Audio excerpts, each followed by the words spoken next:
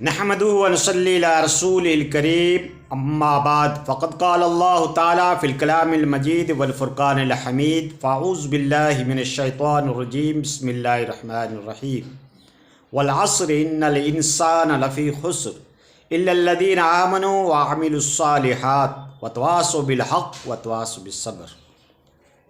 اللہ تعالیٰ نے زمانے کی قسم کھائی اور پھر کہا کہ انسان خسارے کے اندر ہے۔ پھر اس کی ریمیڈی، اس کی اصلاح بھی بتا دی کہ جو صبر کریں گے اور حق کے اوپر ثابت قدم رہیں گے، استقامت اختیار کریں گے تو وہ کامیاب ہو سکتے ہیں۔ بہرحال انسان کی اوائلی تاریخ یہ بتا رہی ہے، ہسٹری بتا رہی ہے کہ انسان خطاؤں کا گھر ہے، اس سے بھول چک ہو سکتی ہے، اختلاف رائے ہو سکتا ہے، آپسی تضاد ہو سکتا ہے، آپسی ڈسکریمنیشن ہو سکتا ہے۔ ہمارے آباء اور اجداد پہلے انسان حضرت آدم نبی علیہ السلام سے بھی ایک بھول چوک ہوئی۔ ہم اس کی شان میں بھول چوک ہی کہیں گے، ہم غلطی نہیں کہیں گے۔ انہوں نے جنت کے اندر جو دانہ منع کیا گیا تھا وہ پھل آپ نے استعمال کیا۔ پھر آپ کے لڑکوں کے اندر اختلاف ہوا، حابیل اور قابیل کے اندر، یہ نبی کی اولاد تھی۔ اس کے بعد حضرت نوح علیہ السلام کا لڑکا حضرت نوح کے اوپر ایمان لے کے نہیں آیا، پیغمبر کے اوپر ایمان نہیں رکھا، پیغمبر کے خود لڑکے نہیں۔ اس کے بعد اولو العزم ایک پیغمبر ہے حضرت ابراہیم علیہ السلام، جن کے والد صاحب ایمان لے کے نہیں آئے۔ پھر لوط علیہ السلام کی خود کی عورت اس کے اوپر ایمان لے کے نہیں آئی۔ ٹھیک اسی طریقے سے موسیٰ علیہ السلام کو دیکھو تو انہوں نے ملک الموت کو تھپڑ ہی مار دیا۔ پھر عیسیٰ علیہ السلام کے بارے میں دیکھو تو ان کی والدہ حضرت عیسیٰ علیہ السلام کو ماننے والوں نے ان کو اللہ کا بیٹا گھوشت کر دیا، مقرر کر دیا کہ اللہ کے بیٹے ہیں، معاذ اللہ۔ ان کو ماننے والے نبی کو، پیغمبر کے پیروکار نے ہی سن آف گاڈ کہہ دیا کہ یہ اللہ کے بیٹے ہیں۔ ٹھیک اس طریقے سے دنیا انسانیت کی تاریخ آپ دیکھتے آؤ۔ اس کے بعد ہمارے پیغمبر اعظم محمد مصطفیٰ صلی اللہ علیہ وسلم تمام عیوب سے پاک اور صاف آپ کی شخصیت ہے، اور اللہ نے آپ کو بنایا ہی اس لیے تاکہ دنیا کی تخلیق ہو۔ اول ما خلق اللہ نوری کان آدم بین الماء والطین۔ ہمارے نبی صلی اللہ علیہ وسلم کے چاچا آپ کے اوپر ایمان لے کے نہیں آئے۔ آپ کے صحابہ کرام کے اندر آپ کے ساتھ اٹھنے اور بیٹھنے والے 12 منافقین تھے، جو بظاہر تو اپنے آپ کو مسلمان کہلاتے تھے لیکن آپ کے اوپر ایمان، مکمل ایمان نہیں رکھتے تھے۔ 12 صحابہ کرام کے اندر منافق تھے، ان کو حذیفہ بن یمام کو اللہ کے نبی نے اس کے نام بھی بتا دیے تھے، اس لیے حذیفہ بن یمام رازدار رسول کہلاتے ہیں۔ آپ کے بعد تو کہا پھر کاٹ کھانے والی ملوکیت کا دور چالو ہو گیا، اور آپ کو معلوم ہے ہم کسی صحابی کے بارے میں نکتہ چینی نہیں کرتے، ہم اس کے اوپر اعتراض نہیں کرتے، ہم اس کے اوپر انگشت نہیں اٹھاتے، کیونکہ ہماری تو طاقت ہی نہیں، ہماری تو وہ صلاحیت ہی نہیں، ہمارے پاس وہ مقام ہی نہیں، ہمارے پاس وہ تقوی ہی نہیں، ہمارے پاس وہ علم ہی نہیں کہ ہم صحابہ کرام کے اوپر انگلی اٹھانے کے قابل بنیں آج کے دور کے اندر۔ لیکن صحابہ کرام کے بیچ میں بھی اختلاف ہوا، جنگیں ہوئی، لاکھوں صحابہ کرام شہید کیے گئے۔ اجتہادی غلطی کہو یا ان کی اپنی جو نالج کی غلطی کہو، کچھ بھی کہو، لیکن جنگیں ہوئی، جنگ جمل، جنگ صفین، جنگ مہروان، بڑے بڑے صحابہ کے بیچ کے اندر جنگیں ہوئی۔ آپ کو معلوم ہے، اچھی طریقے سے تواریخ کے اندر موجود ہے۔ لیکن ہم دونوں پارٹی کو عدول مانتے ہیں، منصف مانتے ہیں، اتحادی ان کی غلطی مانتے ہیں۔ ہم کسی کے اوپر لعن اور ملامت یا طعن یا تشنیع یا ایلیگیشن ہماری لگانے کی کوئی طاقت نہیں ہے۔ ان کا معاملہ اللہ کے حوالے ہے۔ رضی اللہ و رضوا عنہ، اس کے مصداق کے وہ صحابہ کرام ہیں، ہم اس کے اوپر کوئی اعتراض نہیں کر سکتے، ہم کسی کے اوپر فضیلت نہیں دے سکتے۔ ہاں، جو احادیث نبوی کی روشنی میں جو ان کو فضیلت ملتی ہے ہم اس کے قائل ہیں، ہمارا ایمان ہے اس کے اوپر، جتنا اللہ نے ان کے فضائل اور درجات، مرتبے اور اسٹیٹس رکھا اس کے اوپر ہمارا ایمان ہے۔ تو دوستو، یہ اختلاف تو شروع زمانے سے چلا آ رہا ہے دنیا انسانیت کے اندر۔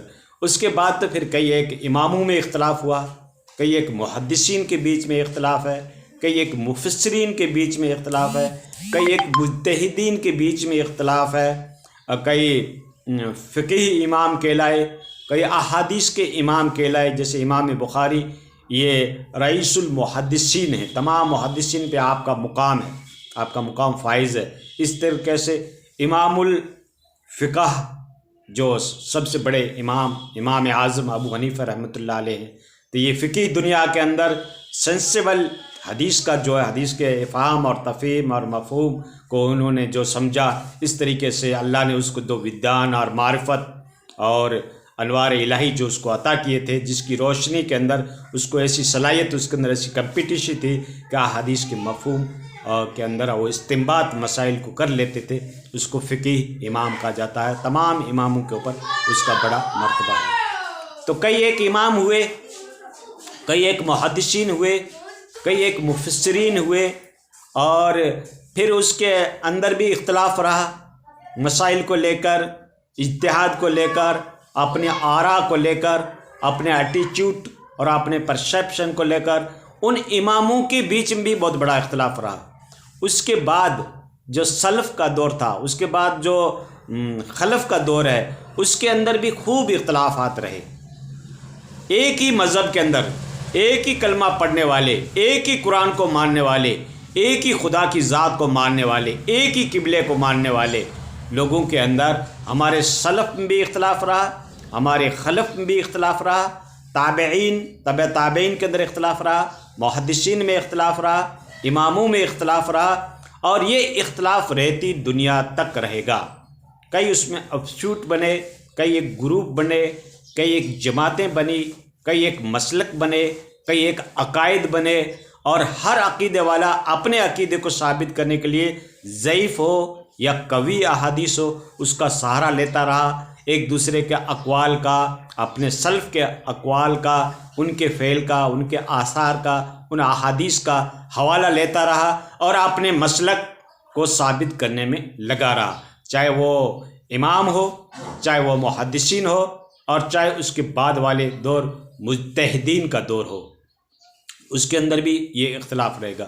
اور آج کے دور کے اندر تو اختلاف ایک دم عروج کے اوپر ہے، کتنی پارٹیاں، کتنے گروپ ایک ہی ریلیجن کے اندر بن چکے ہیں۔ لیکن دوستو، یہ کوئی ہمارے ریلیجن کے اندر ایسا اختلاف آپ کو نظر آ رہا ہے، لیکن آپ یہ سمجھتے ہوں گے کہ دوسرے ریلیجن میں ایسا کوئی اختلاف نہیں ہے، کوئی آفشوٹ نہیں ہے، کوئی ان کے گروپ نہیں ہے، کوئی ان کے اندر کنفلکٹ نہیں ہے، کوئی اس میں تضاد نہیں ہے، کوئی اس میں ڈسکریمنیشن نہیں ہے۔ ایسا نہیں ہے دوستو، ہر ریلیجن کے اندر اختلاف ہے۔ عیسائیوں کے اندر ایک کیتھولک ہوتے ہیں، ایک پروٹسٹ ہوتے ہیں، یہ عیسائیوں کے اندر بھی ایک اختلاف ہے، جو کرسچنٹی جس کو کہا جاتا ہے۔ اور ان کی کتابوں میں بھی دیکھو، اولڈ ٹیسٹمنٹ اور نیو ٹیسٹمنٹ، اور ان کی کتابوں میں بھی، اور وہ سارے جو ایک سمجھو جو کمپائنڈ فارم کے اندر کتابیں ہیں، اس کے اندر بھی کافی اختلافات، کافی رائے، کافی اس میں جو ہے انہوں نے ڈسٹرب کر رکھا۔ اس طریقے سے ہندوازم جو ہے، ہمارے ہندو بھائی ہیں، اس کے اندر بھی بدھسٹ بھی ہیں، جین بھی ہیں، سناتنی بھی ہیں، ان کے اندر بھی کئی ایک گروپ ہیں، مطلب ایسے گننے چاہو تو کئی ایک گروپ نکل سکتے ہیں، مطلب ہزاروں گروپ نکل سکتے ہیں۔ اور یہی اختلاف اسلام ریلیجن کے اندر بھی ہے، کئی ایک جماعتیں ہیں، کئی ایک گروپ ہیں، کئی ایک مسلک ہیں، کئی ایک کانسیپٹ ہیں، کئی ایک سدھانتوں کو لے کر، اپنے ایٹیچیوڈ کو لے کر، اپنے نظریات کو لے کر، اپنی تھیوری کو لے کر کئی ایک گروپ بن چکے ہیں۔ تو یہ تو رہتی دنیا تک رہے گا۔ کوئی بھی مسلک، کوئی بھی ریلیجن، کوئی بھی دھرم کے اندر آپ دیکھ لو، اس کے اندر تضاد تو ہے، اس کو ماننے والوں کے بیچ میں ڈسکریمنیشن ہے، مطلب اختلاف رائے ہے، اور یہ رہتی دنیا تک رہے گا۔ تو ساری دنیا کمپائنڈ فارم کے اندر اور ایک کمپریٹیو اسٹڈی کر کے ایک پلیٹ فارم پہ آ جائے، یہ امپاسبل، یہ سب ناممکن ہے۔ ساری دنیا ایک مذہب کے اوپر یا ایک ریلیجن پہ ہرگز نہیں آ سکتی۔ دور اوائل سے لے کر دور آخر تک، موجودہ دور تک ہم دیکھ رہے ہیں کہ ایسا تو ناممکن ہے۔ اب جو جس ریلیجن کے اوپر ہے، جو جس دھرم کو مان رہا ہے، جس دھرم کو سویکار کر رہا ہے، جو مذہب کے اوپر ان کا اعتقاد ہے، وہ اپنے اپنے مذہب کی بڑا چڑھا کر تعریف، اس کی ڈیفینیشن بیان کر رہا ہے، اس کے بارے میں برہین، دلائل، ریفریسنس، ارگیومنٹ وہ پیش کرنے کی کوشش کر رہا ہے۔ ٹھیک ہے دوستو، تو یہ اختلاف تو میں نے آپ کو بتایا شروع زمانے سے لے کر موجودہ زمانے تک بھی ہے، اور موجودہ زمانے کے بعد فیوچر میں بھی آپ کو یہی اختلاف ملے گا۔ اللہ ہمیں صراط مستقیم پر چلنے کی توفیق اور ہمت عطا فرمائے۔